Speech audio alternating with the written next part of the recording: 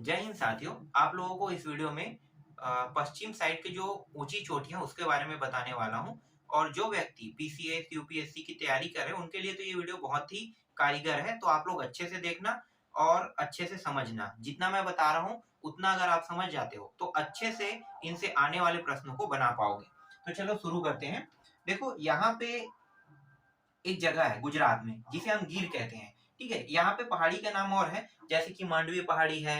ठीक है, बारदा पहाड़ी है, ये भी दिया हुआ है, लेकिन मैं उन पहाड़ियों को नहीं लूंगा। मैं यहाँ पे सिर्फ गिर पहाड़ी को ले रहा हूँ। गिर पहाड़ी को इसलिए ले रहा हूँ क्योंकि ये जो गिर क्षेत्र है ना, यहाँ पे एशियाई जो शेर है यहाँ पे पाया जाता है। ठीक है, ये एरिया जो है एशियाई शेरों के लिए बहुत फेमस प्रसिद्ध है। और पूरे एशिया में सिर्फ एशियाई शेर यहाँ पाया जाता है। ठीक है, पूरे एशिया में एशियाई शेर भारत के गिर नाम की जो जगह है यहाँ पे पाया जाता है। इसकी स्टोरी मैं आपको थोड़ा सा बताना चाहूंगा। देखो, जब भारत जो है ना, कहा जाता है कि भारत जो है ये दक्षिण अफ्रीका का हिस्सा था। तो दक्षिण अफ्रीका, मान लो ये ऐसे दक्षिण अफ्रीका था। ठीक है, तो दक्षिण अफ्रीका जब ये टूटा, जब प्लेट जो है, प्लेट विवर्तन तनकी आप लोगों ने पढ़ा है, नहीं पढ़ा है तो आप लोग मेरे पीछे की वीडियो देख सकते हो। तो वो क्या होता है, प्लेट कहीं पे दो प्लेट आपस में जुड़ता है तो कहीं पे दो प्लेट आपस में टूटता है। ठीक है, इसका नियम है। तो यहाँ से क्या हुआ, प्लेट टूट रहा है तो दो हिस्सों में टूटा। ठीक है, तो दक्षिण अफ्रीका से जब भारत अलग हुआ, मान लो ये अलग हो रहा है, तो अलग हो रहा है तो यहाँ पे क्या आ गया, पूरा का पूरा समुद्र आ गया। ठीक है, पानी आ गया। तो जो कुछ शेर थे ना इस पार वाले, वो भारत वाले हिस्से में आ गए, और इस साइड वाले जो है वो दक्षिण अफ्रीका के दक्षिण अफ्रीका में था। तो दक्षिण अफ्रीका के शेर यहाँ पे है, और ये इसी का जो कुछ हिस्सा यहाँ पे आया है। तो दक्षिण अफ्रीका में जो कुछ जीव यहाँ पे आए हैं, तो यहाँ पे जो पाए जाने वाले शेर है वो तो था दक्षिण अफ्रीका का, लेकिन इस साइड में आने के कारण क्या हो गया, ये एशिया महाद्वीप में आ गया। एशिया महाद्वीप में आया, इसलिए इसे एशियाई शेर के नाम से जाना जाता है। तो यहाँ पे जो शेर पाया जाता है ना गिर क्षेत्र में, ये एशियाई शेर को पाया जाता है। ठीक है, यहाँ से प्रश्न कैसे बनते हैं, दो टाइप से प्रश्न बनेगा। पहला, गिर किस राज्य में है, गुजरात में। दूसरा, एशियाई क्षेत्र मतलब एशियाई शेर किस राज्य में है। ठीक है, तो एशियाई शेर आपको गुजरात कहना है, जगह का नाम पूछेगा तो गिर कहना है। तो दो ही प्रश्न यहाँ से बन सकते हैं, इसके अलावा और कोई प्रश्न नहीं बनेगा। समझ में आ गया? चलो आगे देखते हैं। इसके बाद यहाँ पे एक एरिया पे है दक्कन पठार, है ना, दक्कन ट्रेप या दक्कन पठार। इसके बारे में जान लेते हैं। तो दक्कन पठार क्या है, ठीक है, इसका निर्माण कैसे हुआ होगा दक्कन पठार का। तो दक्कन पठार जो है ना, यहाँ पे हो सकता था बहुत समय पहले यहाँ पे ज्वालामुखी था। ठीक है, ज्वालामुखी होगा, यहाँ पे बहुत समय पहले की बात है। तो इस तरह से मैं ज्वालामुखी बना लेता हूँ। ठीक है, ये ज्वालामुखी समझो, इस तरह से यहाँ पे ज्वालामुखी होगा। कहा जाता है कि उस समय यहाँ पे ज्वालामुखी है। अब इसका प्रमाण भी कुछ हद तक के मिला है, तो ये नहीं कह सकते कि ज्वालामुखी नहीं होगा, ज्वालामुखी था मान लो। ठीक है, तो ज्वालामुखी है। तो दक्कन पठार, तो ये दक्कन पठार एरिया नाम कैसे पड़ा होगा, ज्वालामुखी जब उद्गार हुआ ना तो बेसाल्ट युक्त चट्टान यहाँ से निकले, मतलब बेसाल्ट युक्त लावा यहाँ से निकलना चालू हो गया। कहाँ से, इस ज्वालामुखी से। और जब लावा पूरी तरह से ठंडा हो गया, तो ठंडा होने के बाद वो जो बेसाल्ट युक्त जो लावा था वो काली मिट्टी में तब्दील हो गया। जैसे ये काली मिट्टी में तब्दील हुआ तो ये पूरा जितने एरिया में फैला हुआ था उसको दक्कन के नाम से जानने लगा, दक्कन पठार। और यहाँ पे ना सबसे ज्यादा काली मिट्टी में सबसे ज्यादा उपज कौन सी फसल की होती, कपास की। तो कपास जैसे फसल यहाँ पे गुजरात और महाराष्ट्र में उगाया जाना चालू कर दिया। ठीक है, तो यहाँ पे कपास की खेती बहुत अच्छे से होती है। यहाँ पे कपास जो है ना, पूरे भारत में सबसे ज्यादा कपास की खेती इसी एरिया में क्यों होती है, क्योंकि यहाँ पे काली मिट्टी पाई गई है। काली मिट्टी बहुत ज्यादा उपजाऊ मिट्टी होती है, सबसे ज्यादा उपजाऊ मिट्टी काली मिट्टी को कहते हैं। तो काली मिट्टी में सबसे अच्छा कपास की खेती की जाती है, तो यहाँ पे कपास की खेती होना शुरू हो गया। अब दक्कन के बारे में थोड़ा सा और जान लेते हैं। ठीक है, दक्कन के इस साइड वाले एरिया को क्या कहते हैं, विदर्भ कहते हैं। ठीक है, पूर्वी एरिया को। तो मैं इसे दो खंड में कर लेता हूं इस तरह से, इस एरिया को विदर्भ कहते हैं। क्यों कहते हैं विदर्भ, इसलिए कहते हैं, चलो मैं इसको थोड़ा समझाता हूं। देखो, पश्चिम वाला जो एरिया है ना, ये पूर्व के मुकाबले क्या है, ऊंचा है। कैसे, इस तरह से, थोड़ा सा इस तरह से। तो ये पश्चिम है और ये पूर्व है। तो पश्चिम जो है ना थोड़ा सा उठा हुआ है और पूर्व क्या है, नीचे की ओर है। जितनी भी नदियां है ना जो इस दिशा से निकलती है, यहाँ से देखो निकलने पे यहाँ से निकलती है, लेकिन अपना जल कहाँ गिराती है, पूर्व दिशा में गिराती है। ठीक है, इसे गिराना कहाँ पे चाहिए, पश्चिम में, लेकिन पश्चिम में नहीं गिराती। क्यों नहीं गिराती, इसलिए नहीं गिराती क्योंकि यहाँ पे क्या है भाई, गिराने का कोई कारण होना चाहिए ना। तो गिराने का कारण क्या है कि जहाँ पे ढलान रहेगा वहीं पे वो गिराएगा। तो ढलान किस साइड में है, पूर्व दिशा साइड में है। इसीलिए अधिकतर जो नदियां हैं भारत में, जितने भी प्रायद्वीपीय नदियां हैं, वो अधिकतर नदियां अपना जल कहाँ गिराती है, पूर्व दिशा में। ठीक है, तो पश्चिम थोड़ा सा उठा हुआ है और पूर्व थोड़ा सा नीचे की ओर है। ठीक है, ये भी समझ में आ गया। और जो विदर्भ एरिया है, ये विदर्भ एरिया इसे कहते क्यों है, तो देखो जब मानसून आता है ना, तो मानसून आता है तो इस तरह से ये पहाड़ी ऊपर की ओर जाता है, तो जितने भी जल है यहाँ पे छोड़ देता है। ठीक है, जितना ऊपर जाएगा मानसून जो है, जितना ऊपर, ठीक है, मानसून आता है तो ऊपर की ओर पहाड़ी एरिया में जाता है, तो जितना ऊपर चढ़ेगा उतना ही तापमान में क्या होगा, गिरावट होगा। तो ऊपर जाने से तापमान में गिरावट हो रहा है, तो धीरे धीरे धीरे क्या हो रहा है, तापमान में गिरावट होते होते ये पानी जो है वो यहाँ पे बरसने लगा, बहुत तेजी से इस एरिया में बरसने लगा। और बरसने के बाद ठीक है, फिर यहाँ पे क्या हो गया, पूरी पहाड़ी को चक गया मानसून। अब नीचे की ओर आता है, तो नीचे की ओर आने पर क्या होगा, तापमान में वृद्धि। तो तापमान में वृद्धि होगा तो पानी जो है अब ये बरसेगा नहीं। जितना तापमान में कमी होता है उतना ज्यादा बारिश होता है, तापमान में वृद्धि होने पर बारिश नहीं होता है। याद रखना, तापमान में वृद्धि होने पर बारिश नहीं होता है, फिर से वो क्या बन जाता है, भाप बन जाता है। तो नीचे आने पर क्या होता है, ये वापस गर्म होने लगता है, भाप बन जाता है। तो जहां बारिश नहीं होता है उस एरिया को कहते हैं विदर्भ कहते हैं। क्या कहते हैं, विदर्भ। इसीलिए दक्कन पठार के जो पूर्वी हिस्सा है इसको विदर्भ नाम दिया गया है। समझ में आ गया, ये पश्चिमी एरिया है तो यहाँ तो बारिश हो रहा है, यहाँ पे पहाड़ के ऊपर चढ़ते जा रहा है मानसून, तो बारिश हो रहा है, लेकिन नीचे की ओर आ रहा है तो तापमान में फिर से वृद्धि होने के कारण यहाँ पे बारिश नहीं होता है। समझ में आ गया। ठीक है, दक्कन पठार के दो ऊंची चोटी है।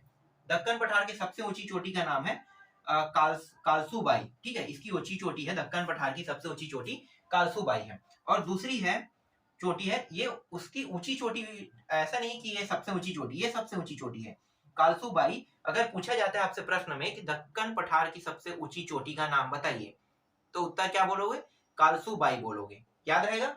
ठीक है, इसके बाद दक्कन पठार में ही आता है ये महाबलेश्वर भी आता है, महाबलेश्वर चोटी भी आता है। लेकिन ये ऊंची चोटी इतनी ऊंची नहीं है जितने कालसूबाई है।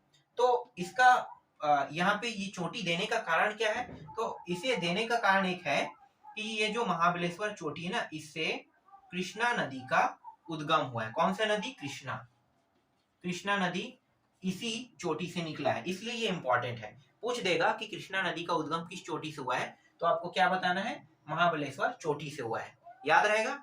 ठीक है, आगे आते हैं नेक्स्ट टॉपिक। देखो इसके बाद यहाँ पे है महेंद्रगिरी। ठीक है, यहाँ पे ठीक है महेंद्रगिरी, मैं यहाँ पे कुछ गलत लिख दिया हूँ क्या, ठीक है महेंद्रगिरी लिख लेता हूँ। ठीक है, तो यहाँ पे महेंद्रगिरी पे आते हैं। ये जो महेंद्रगिरी है ये धारवाड़ क्षेत्र के अंदर आता है, ये धारवाड़। ठीक है, धारवाड़ क्षेत्र के बारे में आप लोगों को पता है, नहीं। धारवाड़ क्षेत्र जो होता है जहाँ पे धातुएं निकलती है ना, इसे धारवाड़ क्षेत्र कहते हैं। तो पूरे भारत में सबसे ज्यादा धारवाड़ क्षेत्र, ये कर्नाटक वाला जो एरिया है ना, यहाँ पे पाया गया है। तो धारवाड़ क्षेत्र की सबसे ऊंची चोटी जो है महेंद्रगिरी है, और महेंद्रगिरी जो चोटी है इससे कावेरी नदी का उद्गम हुआ है। कावेरी नदी, याद रखना है ना, पूछा जाता है प्रश्न। कावेरी नदी का उद्गम किस पहाड़ी से हुआ है, नदी वाले टॉपिक में मैं आपको विस्तार से बताऊंगा। तो कावेरी नदी का उद्गम हुआ है महेंद्रगिरी चोटी से हुआ है, और ये कहाँ पे, कर्नाटक वाले एरिया में। ठीक है, धारवाड़ क्षेत्र कर्नाटक वाले क्षेत्र में है। इसके बाद नीचे की ओर आते हैं, तो नीचे की ओर आने पर यहाँ पे ये जो आपको दिखाई दे रहा है ये एरिया, ठीक है, मैं इसे थोड़ा गोल कर लेता हूँ। ये एरिया, इसे हम कहते हैं नीलगिरी की पहाड़ी कहते हैं। क्या कहते हैं, नीलगिरी की पहाड़ी। नीलगिरी की पहाड़ी की सबसे ऊंची चोटी है डोटा बेटा है। ठीक है, डोटा बेटा। तो डोटा बेटा नीलगिरी पहाड़ी की सबसे ऊंची चोटी है, लेकिन पूरे दक्षिण भारत की दूसरी सबसे ऊंची चोटी अगर पूछा जाता है तो आपको डोटा बेटा को ही लेना है। ठीक है, इसकी जो ऊंचाई है ना, मैं बता देता हूँ, 2637 मीटर है ऊंचाई, 2637 मीटर ऊंचाई है। और ये जो नीलगिरी की पहाड़ी, इसी में ऊटी नाम का जगह आप लोगों ने सुना है, ऊटी ऊटी बोलते रहते हैं लोग, घूमने कहाँ जा रहे हैं, ऊटी जा रहे हैं कहते हैं ना, तो यही आते हैं नीलगिरी की पहाड़ी। ठीक है, नीलगिरी की पहाड़ी में ही आते हैं, और नीलगिरी की पहाड़ी में एक चोटी है जिसका नाम है ऊटी। ठीक है, तो ऊटी घूमने के लिए आते हैं, वो नीलगिरी की पहाड़ी में है। और दक्षिण भारत की दूसरी सबसे ऊंची चोटी कहेगा डोटा बेटा बताना, जिसकी ऊंचाई 36-37 है, 36-37 मीटर है। याद रहेगा, ठीक है, इतना इंपॉर्टेंट है ना इसमें। इसके बाद यहाँ पे आपको कुछ गैप दिखाई दे रहा है, इसे कहते हैं पाल गैप कहते हैं। नाम क्या है? पाल गैप। पाल गैप के नाम से जानते हैं।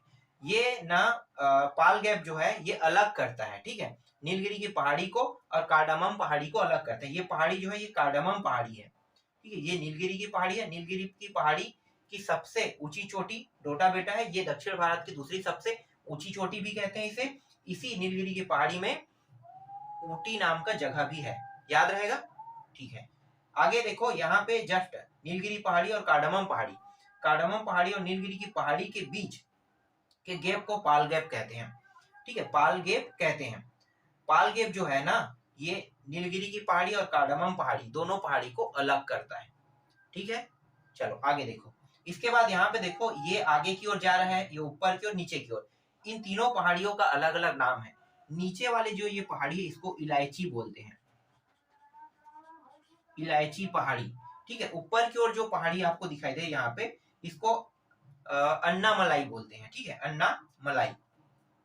ये ऊपर की ओर ये जा रहा है ना, इसको क्या कहते हैं? अन्ना मलाई, अन्ना मलाई पहाड़ी बोलते हैं। और यहाँ पे जा रहे हैं इसे पालनी पहाड़ी बोलते हैं, पालनी, पालनी पहाड़ी। तो प्रश्न जब बनता है ना, तो कैसे बनता है देखो, दक्षिण की ओर कार्डामम पहाड़ी के जो दक्षिण सिरा है उसको इलायची कहते हैं, उत्तरी सिरा को अन्नामलाई कहते हैं, और ये जो पूर्व सिरा है उसको पालनी पहाड़ी के नाम से जाना जाता है। जब भी प्रश्न बनेगा तो ऐसे ही बनेगा।